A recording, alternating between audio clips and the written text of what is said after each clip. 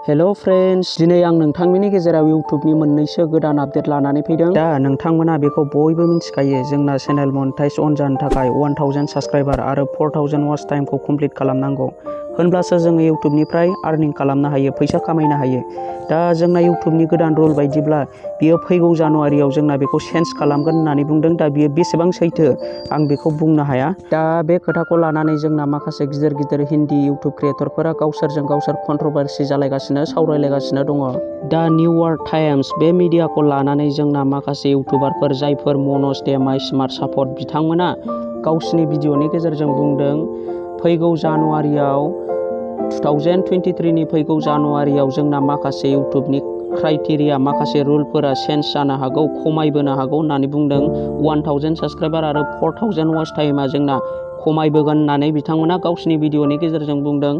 दा जायफोर बिथांमोननि भिडिअखौ नायो नोंथांमोना अलरेडि बुजिखाबाय जानांगौ। आरो जोंना बे खोथाखौ लानानै जोंना सासे इउटुबार जाय टेकनिकेल इउगिजि, दा बिथाङा मनज दे माइ स्मार्ट सापर्टमेन्टखौ फेक भिडिअ बानायनो नाङा होननानै बुंदों। मानो होनोब्ला बिनि साननाय बायदिब्ला, बिनि बुंनाय बायदिब्ला 1000 साबस्क्राइबार आरो 4000 वाच टाइमा खमायनाय नङा, बिनि रुला बेनो, बे थाबाय थागोन होननानै टेकनिकेल इउगि सारा गावनि चेनेलनि गेजेरजों बुंदों। दा बे खोथाया बेसेबां सैथो बेखौ फैगौ समफोरावसो मोनथिसिगोन। दा जा आपडेट फैयो आंनि बे चेनेलाव आङो होलांबाय थानो नाजागोन। दा नोंथांमोना बे निउसखौ नायनो सानदोंब्ला आङो बिनि लिंकखौ डिसक्रिपसन सिङाव होनानै दोनदों। नोंथांमोना थांनानै फरायनानै नायनानै लादो। बेयाव माखासे रुलफोरखौ, माखासे क्राइटेरियाफोरखौ होनानै होनाय जादों। मा मा चेन्ज जागोन बेखौ होनानै होजोबनाय जादों। नोंथांमोना जुदि मोजाङै इंलिस बुजियोब्ला नोंथांमोना नायनानै लानानै बुजिनानै लाबानो जाबाय। दा आङो इंलिसाव एसे खमजुरि, बेनिखायनो नोंथांमोननि सिगाङाव आङो बेखौ फरायनानै दिन्थिला, नोंथांमोना गावनो थांनानै नायनानै ला। दा जोंना सेकेन्ड आपडेटआनो जाहैबाय सर्ट भिडिअखौ लानानै। सर्ट भिडिअआवबो जोंना गोबां रुला सोलायसिगोन होनना मोन्थिनो मोन्दों।